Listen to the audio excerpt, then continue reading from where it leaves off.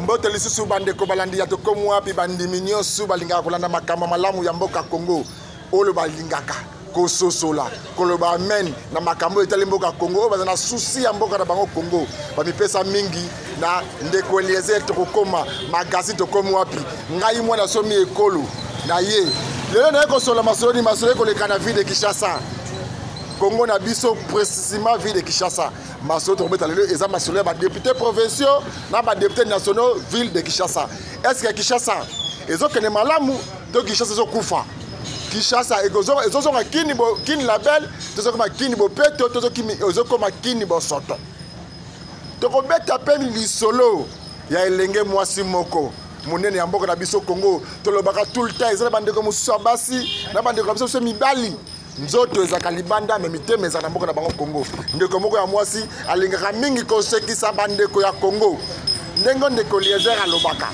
soki olingo leka na nzela na ngai te kende yo moko benga bandeko na yo ya fondation na to bandeko na yo pesa bango mo aleko bakende ko solola bakende ko sekisa bana betike oto benga ba orpheline ndeko wana azali nani fondation Lidi Chikala fondation oyo mikolo uti koleka na ne uti koleka kuna na décembre to kitaki ne ba trésor zolo ko tambola pona ville de Kinshasa oyo ko ta ndengi ni bana Congo ba ko souffrir ba orphelin ba ne ba misu benga bandoki bati musu bazala na elika ke bazala ndokite bazabana oyo contenu ya vie sociale ya mboka na biso Congo nde bazali banda batikala ki simate fondation Lidi Chikala bakendaki ko solola na bayimboka ko kabola ko sekisa bana Congo to zeki bon kuna na lemba na avenue Kama to kitaki pe souci la commune Bumbu kuna ko sola toujours na bana ko sekisa bana betike avant to koma wana to ya sur dossier au état ville de Kinshasa.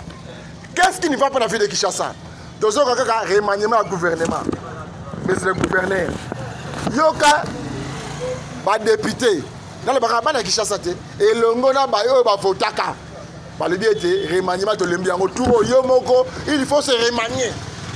Pour ba na Congo ba sepela ba na Kinshasa ba sepela. Kinshasa c'est outil aéroport international en Gilles. Obimi aux heures vers centre-ville. À peu près 10 mètres. 15 mètres dans la Kinshasa, dans la salité solo, Sony à ville de Kinshasa. Et c'est Kinshasa. Les autres sous carte nangoto et là tu verses lango ya kalawana ya kitoko, ya kin label, deux autres kin bosoto. Bande ko ngai, to sosola. Bande ko bale ba le baté. Ndeko Mike Mukebai, député provincial. Asaka mention Jantini Ngobila, monsieur le gouverneur, yaka ko expliquer biso contrat ya Zando. Le Zando comme place d'insécurité. Zando tikali bongo, Zando basundoli yango, bakonle so ba hôtel ba ko seka. Soko lobby mukamate mukwata, invitation à parquet.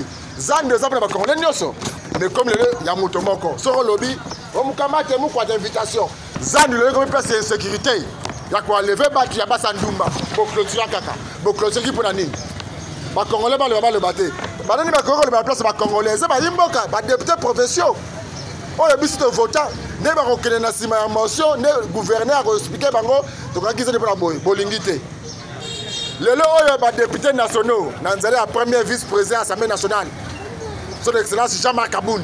À le biais de Totelemi Lelo, Kinshasa Sony, Kinshasa Solo, Kinshasa Kompola, Bissou a député national Totelemi, comme il y a l'Assemblée provinciale, comme il y a le gouverneur Mabele, mais le gouverneur, vu les côtés de la malamouté, vu les polis. Ville autant la malamouté, bisous à député national au lobby. Bon d'abord réaction à député national à Moka Congo. Toti kosangana na ba élu à Kinshasa, na moko boyebi nazali élu à Kinshasa. Po ete to solola na makambo nyoso toza komona net ba difficulté po ezali ko za biso, ko za population na biso na kati ya ville à Kinshasa. Na yango to comme la conclusion que ville à Kinshasa ezali na ba problème ebele, notamment ba problème il y a insalubrité, problème il y a embouteillage, problème il y a ba construction anarchique, ba bazali kotonga na mai na rivière, bazali kotonga pembe na ba rivière, ba bazali kotonga likolo ba caniveau, bazali kotonga na ba prise publique. Bisika wana babenga kango na droit de nom de lieux non édificandi. Donc ezali bisika mutu akoki kotonga te dans un état sérieux. kasi epa na biso awa bato bazali kotonga bisika wana lokola l'État azalaka te. Na yango tokonstate mpe na ville ya Kinshasa absence ya autorité de l'État. Ekomi neti l'État azalaka lisusu na ville oyo te. Ekomi neti ville eza na bakonzi bazali kokamba yango te. Bino moko bomonaki dernièrement ba vidéo ezali kocircule mutu un usager chauffeur akiti na mutuka na ye abeti policier. Eloko wana ezali inacceptable. Tokoki kondima yango ata moke te. Tangu mopaya azali kokoma na mboka na biso amonaka gouverneur te, amonaka président de la République te, l'État, gouverneur, président de la République bazali komonela ye na la police. La police azali na carrefour, azali na droit na respect. Esengeli mutu nyonso abanga ye. Babanga bazali kobanga policier kaka te mais musapi na ye bisika nyonso totambolaka musapi ya la police babanga ye. Awa to communauté na jeune. Donc ba sens unique bato bazali kozwa ngo ndenge balingi, bato bazali ko brûler ba feu, ko bandela na ba konziti na bato na mutu asuka. Donc ba ministre bazali ko brûler feu, biso ba député to lobate, ba généraux, donc c'est inacceptable. Biso ba élu à Kinshasa to lobi makambo na ko esila.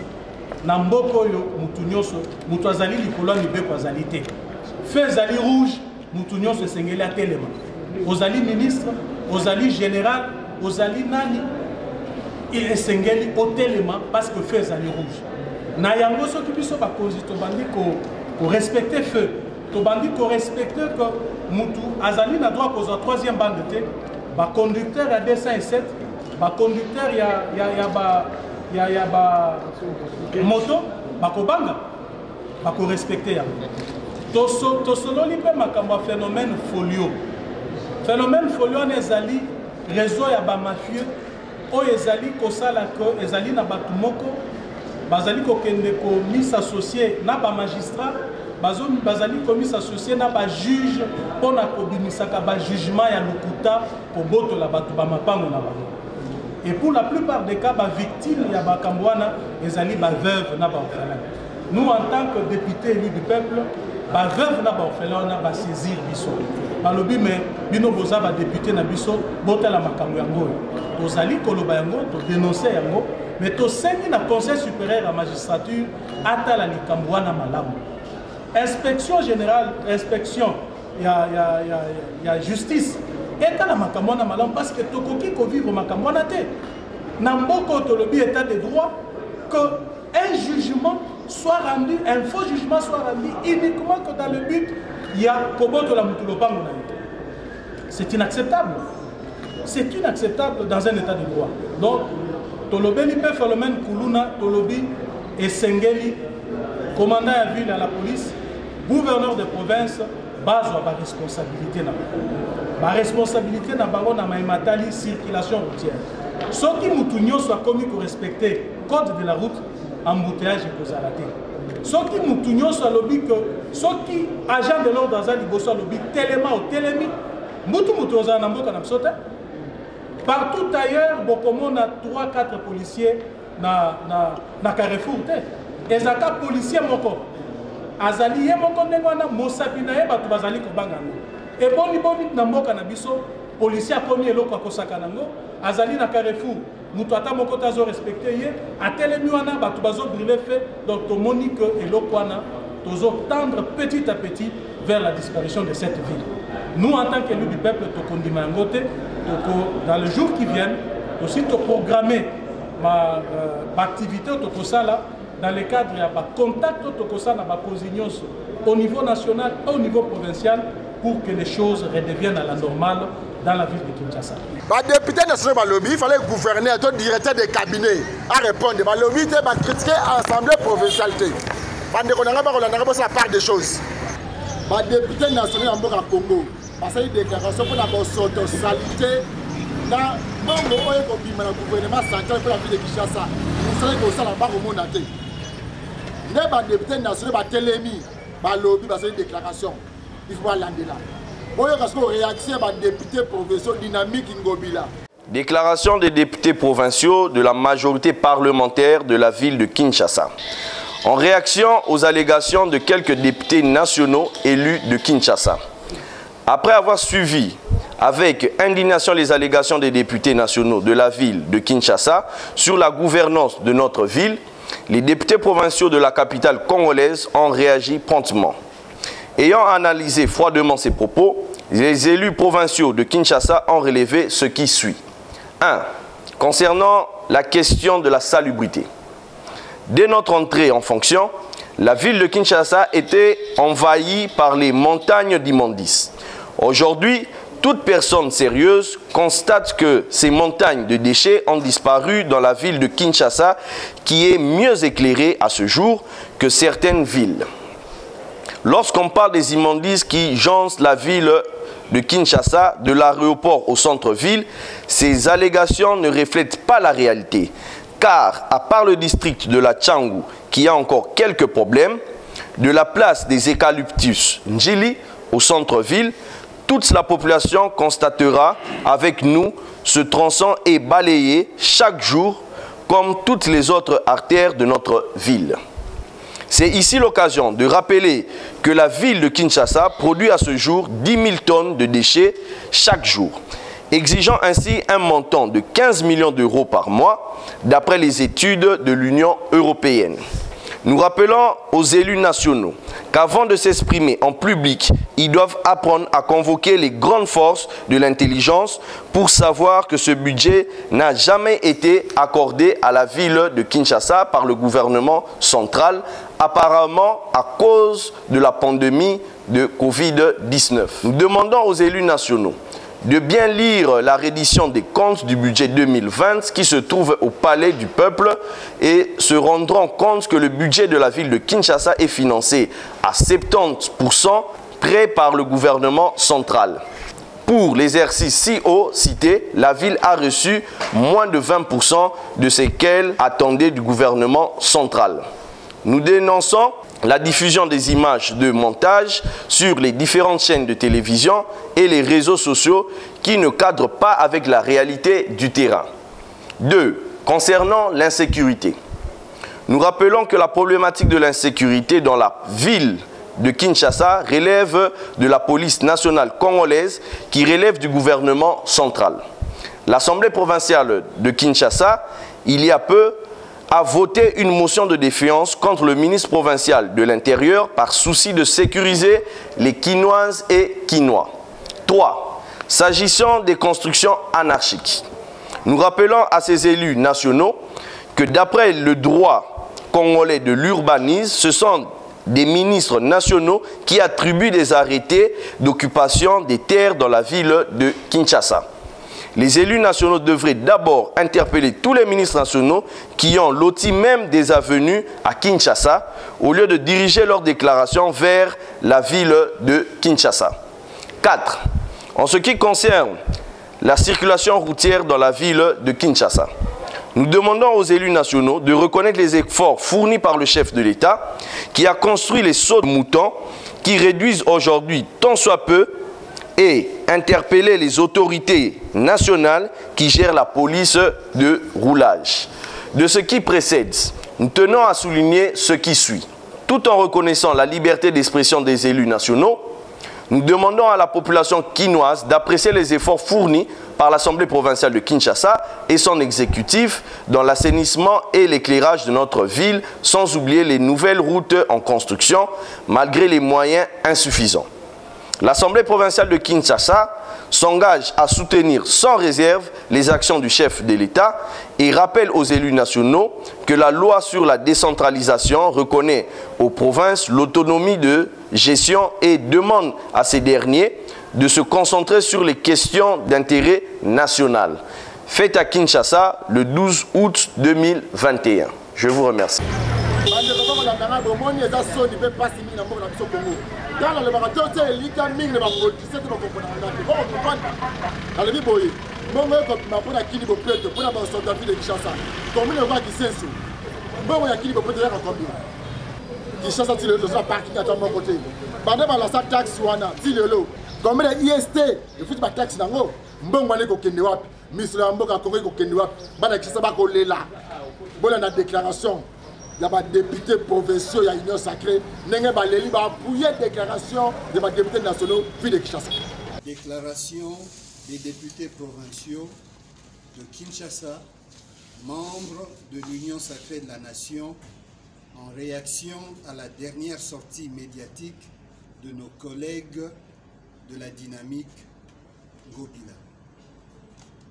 Nous avons suivi par la voie des ondes, jeudi 12 août dernier, la déclaration des députés provinciaux de Kinshasa, membres de la dynamique Ngobila, réagissant à la déclaration des députés nationaux élus de Kinshasa sur la gestion de notre ville et avons été choqués par le caractère indélicat et discourtois des propos tenus à cet effet à l'encontre des 10 députés.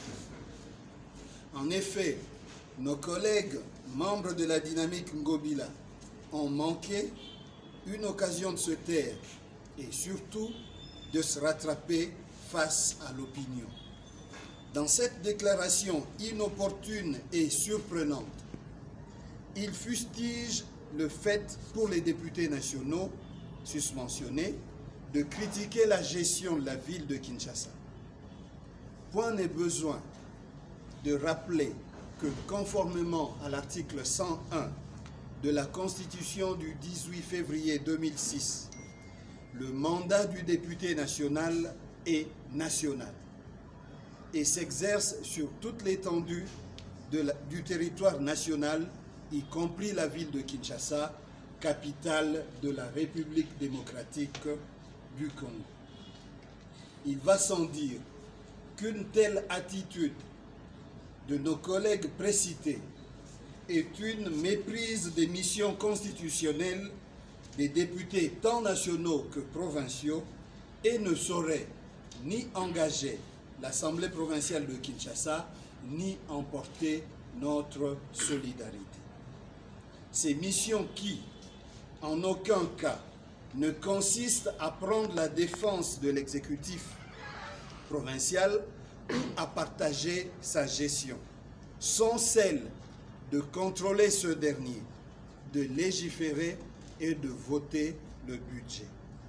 Une telle attitude prouve à suffisance que la démarche visant la caporalisation des députés provinciaux de Kinshasa et la réduction de l'organe délibérant de la ville en une caisse de résonance n'est plus à démontrer. L'Assemblée provinciale de Kinshasa est devenue une chambre d'enregistrement à la solde du gouverneur Gentini Ngobila Mbaka.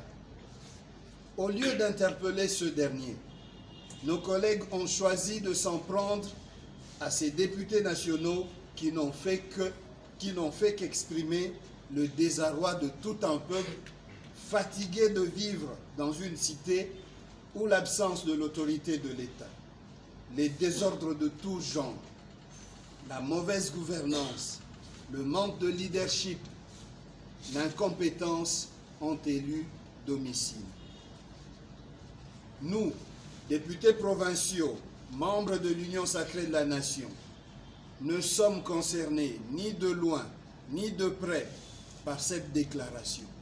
En revanche, la condamnons fermement car la morale politique et l'esprit de collaboration entre institutions de la République à tous les niveaux nous appellent au respect mutuel et surtout à la considération à l'égard de nos collègues députés nationaux élus de Kinshasa en général et à l'égard de leur porte-parole, l'honorable Jean-Marc Kabound Akabound, premier vice-président de l'Assemblée nationale et président AI de l'UDPS.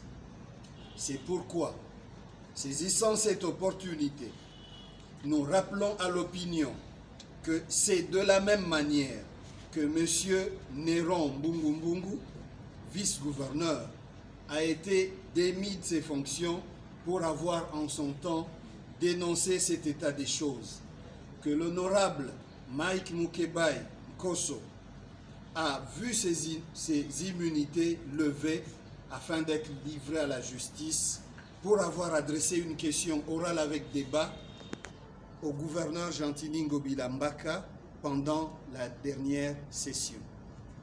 Que l'honorable Magloire Kabemba Okanja fait l'objet de poursuites judiciaires pour avoir dénoncé au nom du groupe la fermeture unilatérale et illégale de la session ordinaire de mars dernier par le président de l'Assemblée provinciale de Kinshasa, M. Mpoika Dima Godefroy. La liste n'est pas exhaustive. Ces pratiques d'une autre époque ont non seulement jeté le discrédit sur notre institution, mais aussi l'ont affaibli face au gouvernement provincial de Kinshasa. Nous ne pourrons continuer à assister à la destruction de notre chère capitale qui peine à redorer son blason terni par des années de corruption devenues systémiques, d'incompétence de ses gouvernants, d'insalubrité devenue endémique, d'insécurité à travers le phénomène Kuluna, de désordre dans le secteur des transports en commun et de la circulation routière caractérisée par les embouteillages monstres et quotidiens, par la non-maîtrise des tarifs des transports, la prolifération des stations-service et des marchés pirates le long des principales artères, l'érection provisoire par l'autorité urbaine elle-même des marchés sur la voie ferrée, après la démolition sans projet du marché central communément appelé Zando. Sans marché d'appel d'offres, sans contrat, jetant du jour au lendemain dans le désespoir plus de 30 000 vendeurs qui n'ont pas pu être relocalisés.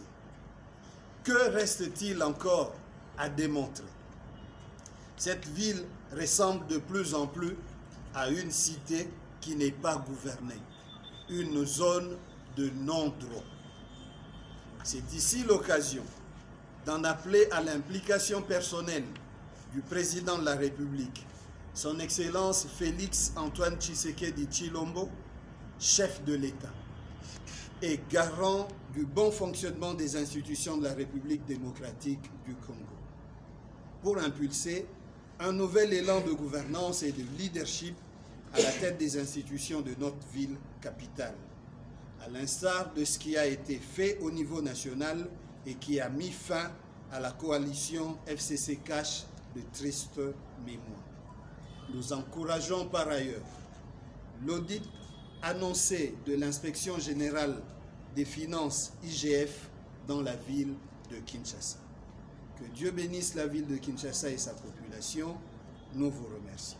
Bandeko balandi boyo kibile mokoda bozo comprendre nana za sima peuple tope nana za peuple te tant to solo ba masolo yo fandi o ko bosa manet o ko bosa polona na bi ke ero uti balu o uti cérémonie mo liboke le peuple a collé la peuple a souffrir a député provincial ba pesi merci mingi na honorable Mark Mukebai nenga benza ki Gentili Ngobila ba pesi merci na honorable Magloire Kabemba ba président social na mboka Congo ba pesi merci la fuma banga moyo grand frère l'honorable Néron Mbungu donc Mbungu Néron apesi merci na sortie médiatique na ye et makamba le ba ye Kinshasa ko bongate moteur dirigeant Kinshasa moteur à la tête à la vision malam pour la Congo te pour la ville de Kinshasa te apesi merci mingi Olanda sikoyo comme dans le bas qui introduction émission na biso na ba congolais ba congolaise mingi Gedalia na ba Gedalia awa na ba Lidi Chitala bote la ba âge ya Lidi Chitala bote ba âge ya Gedalia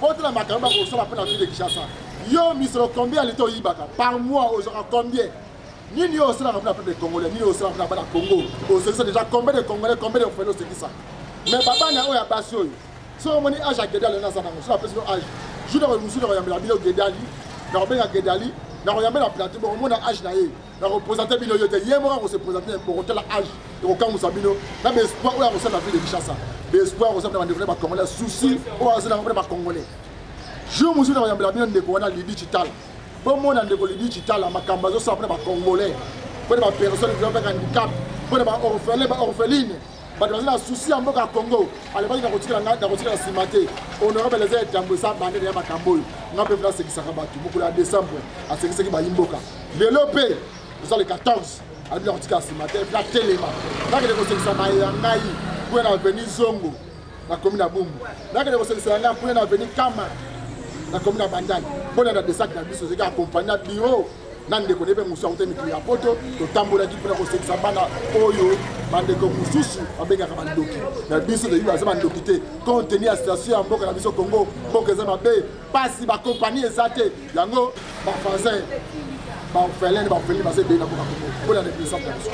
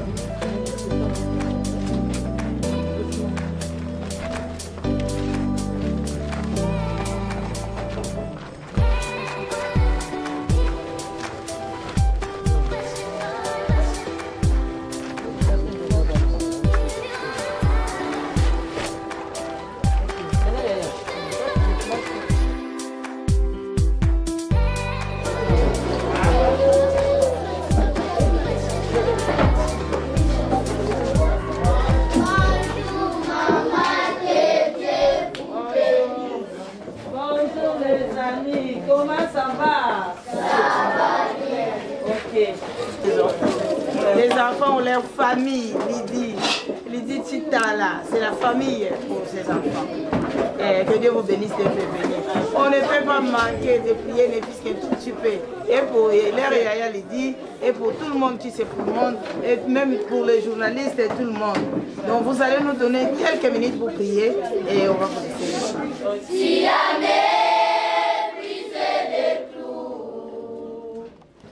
comme si m'a aimé plus que tout. Oh Chilo, marche dans l'amour. Oui, je vais marcher chaque jour dans ton amour. Car la miséricorde triomphe du jugement, triomphe de la mort. Oui, l'amour triomphe encore.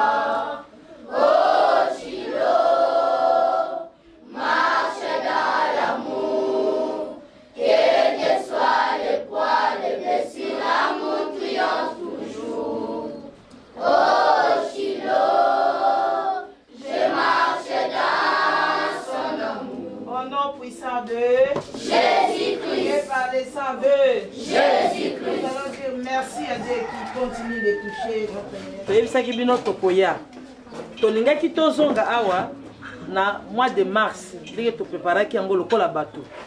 Mais nzambe oyo asala makambo ekese na bato tokwelaki mwa likama moko boye na kati ya libota ya présidente na biso ya fondation ya munene.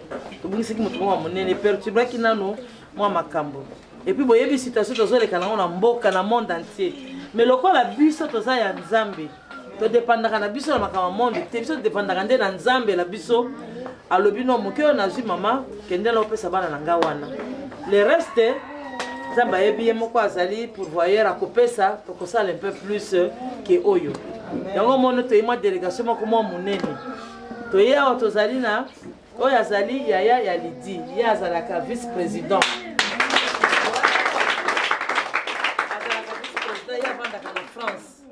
Yango alobi na ye congé il faut na mona pe bana wana otanga pe na kozonga nzambe alola kopesa na mona ndenge to contribuer pour te fondation et ça le sous makasi et sunga bana na biso baza bana bitike mais na nzoto nde baza bitike me na molimo toza na nkolo na biso Yesu Kristo tozali na ndeko mosu mpe ya Lidi ye azali assistant waka na ville ya Kinshasa ye aza secrétaire na kati ya fondation na biso toye mpe na ye bamama na biso toyebi bango ti baza bamama ya fondation bango basalaka fondation esimba même ntango parce que un jour Lidi akoya ntango akoya tokolamba ensemble bango nde bakolambela biso na mama esite tokobenga tolambi ensemble tokobenga bino quelque part ya kitoko tovandi tole bomoni mama na bino Lidi parce que akoya bongo te parce que nzambe bauti kobelela sikoyo mokele ya matoyi aza na matoyi ayoki mabondeli na bino akoya bokomona ye tokolia ensemble tokokabola mama masanga sukali ensemble.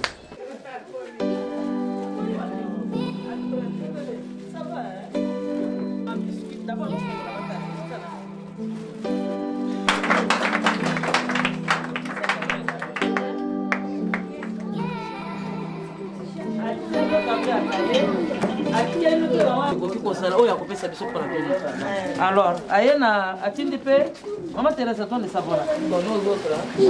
Ba moi savon yo. Mama na biso ko sukola bino bilamba te. Mama mukali bino mo biso là. Voilà bino bino. Na moi c'est mon voilà là. Bini ki ba yango. Ouais.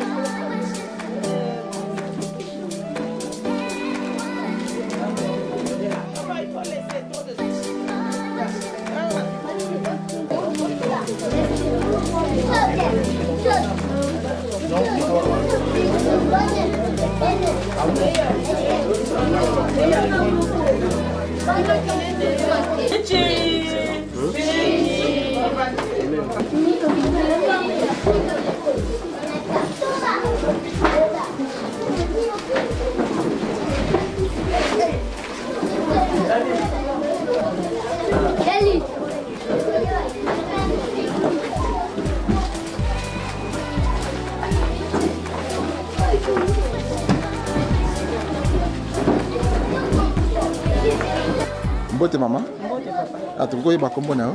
Mama Esther Kitenga Ntumba. Mama Esther Kitenga Ntumba. Awa tuzaki mama? Toza na kati ya ofina Evelyn. Ofina ezombo la bana bitike de mère et puis bébé abandonné. Toza 67. Tokoye bezana commune nini? Ezana commune Lemba terminus, avenue Kama numéro 20. En fait, tant on moni bande ko ya fondation Lidi Chitala ba ko rendre visite bayaka awa. Na ne oyo bakanisi koya kolia kosipila na bana na yo ilongo yo akataka isali ndengeni.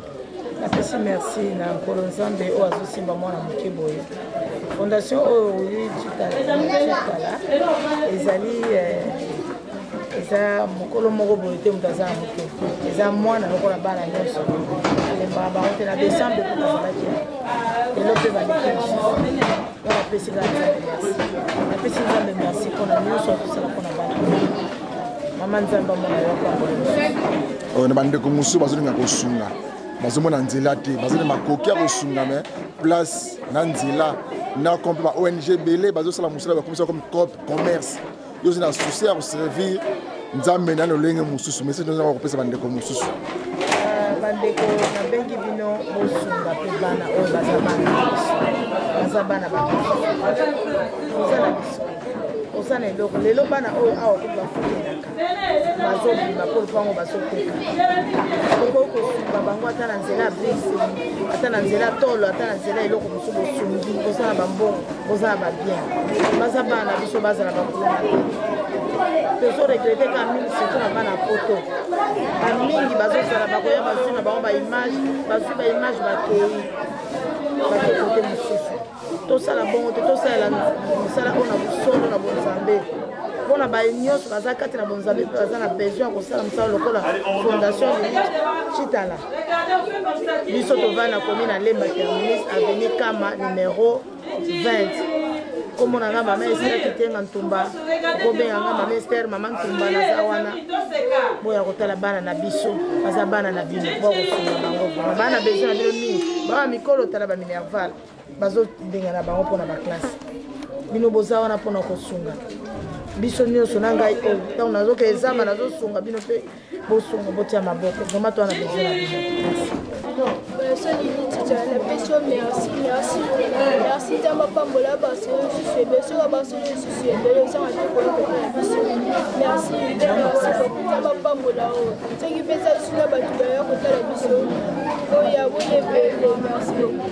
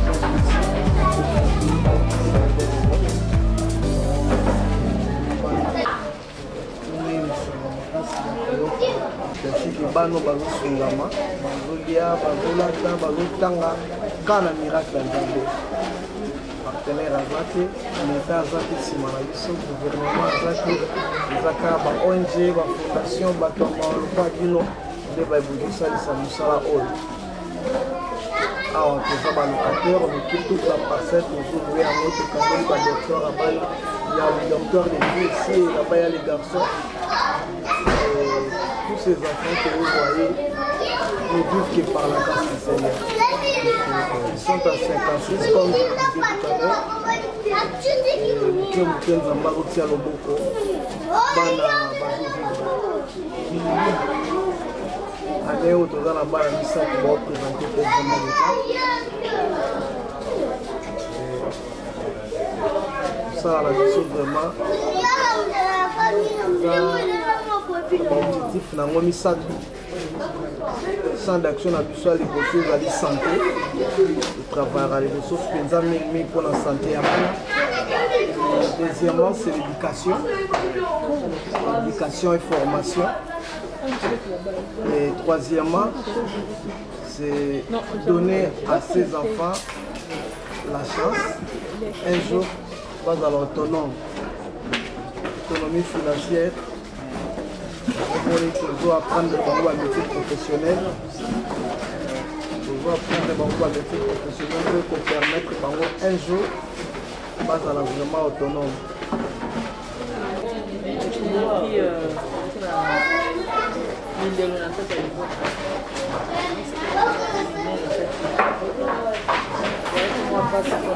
C'est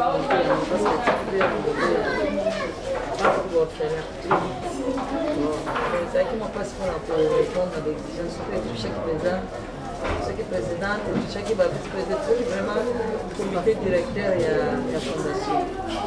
Donc le but, pour la base, madame, on a pris une question,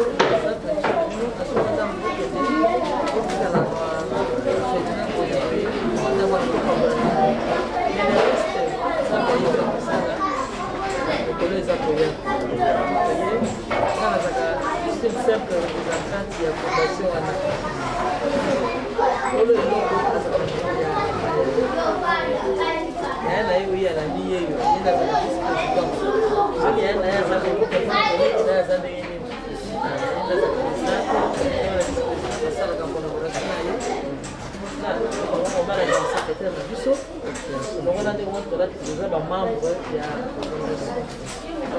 ça la activité on a ce qui on a 5 ou 5 cents pour la activité à l'objet pour la mon appel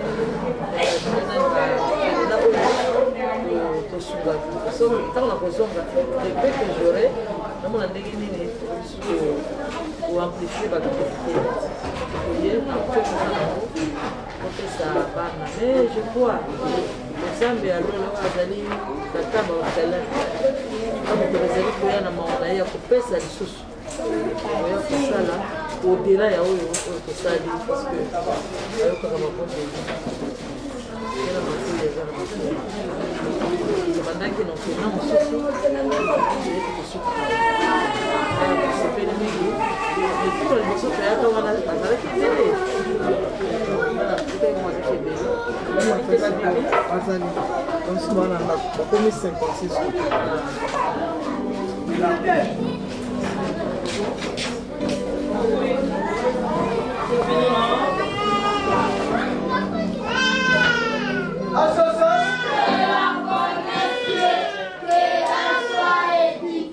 Notre devise c'est quoi? L'amour et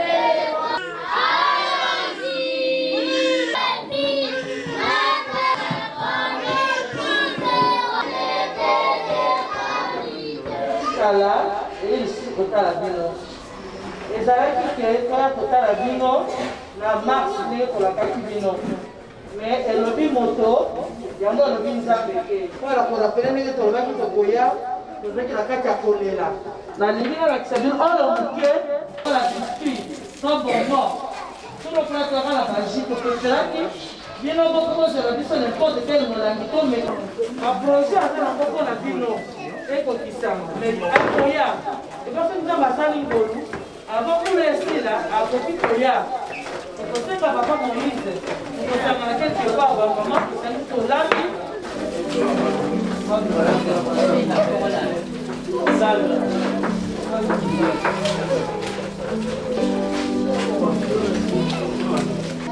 Premièrement, non, c'est présenté d'abord. Bonjour, Lydie, comme on a sort dans la cadre à la compassion. Professeur, merci pour vraiment aux autres biso. Merci pour la union sur la caca pour la biso. Et ça, la mingi, bazar, ba moyen, na ba moyen belé, mais bon, qui nous gaspille, on a ba boîte, on a ba choses inutiles, mais il y a vraiment aux yeux vraiment porter du son en cœur. Aux autres toujours, na raisonnement, aux autres toujours na biso, aux autres toujours na biso, na descend aux autres na biso, au tika qui biso té, mais là du sous, er à rentrer, au tika biso ba kaima biloko, le pas pendant merci pas qu'on a malade.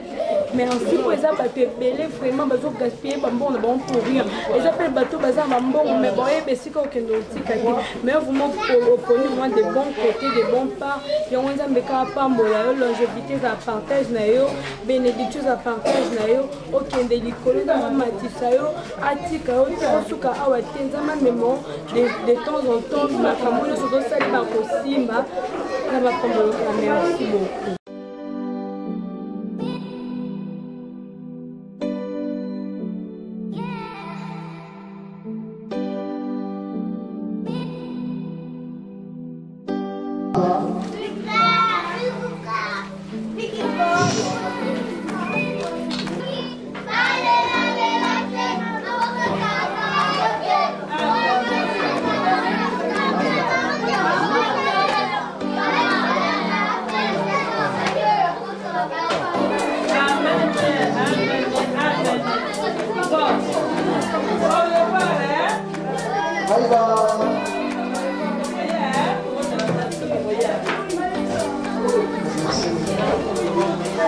Ok,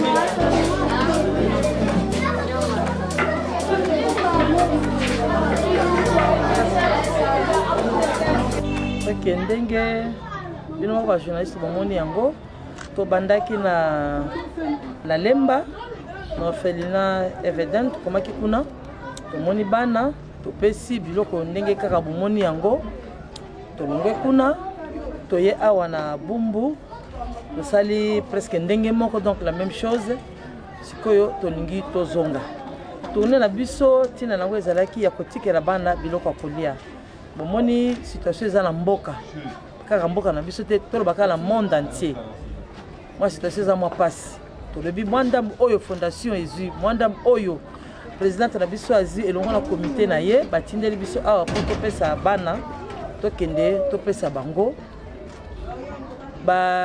balia bamisunga na yango peut-être kosalema ke bokomona elongi mosusu ya sika ezali membre ya komite na biso vice président aye pe alobi akende amona réellement baaction yo biso bareprésentante na bango tozosala awa na kati ya mboka na biso yango aye.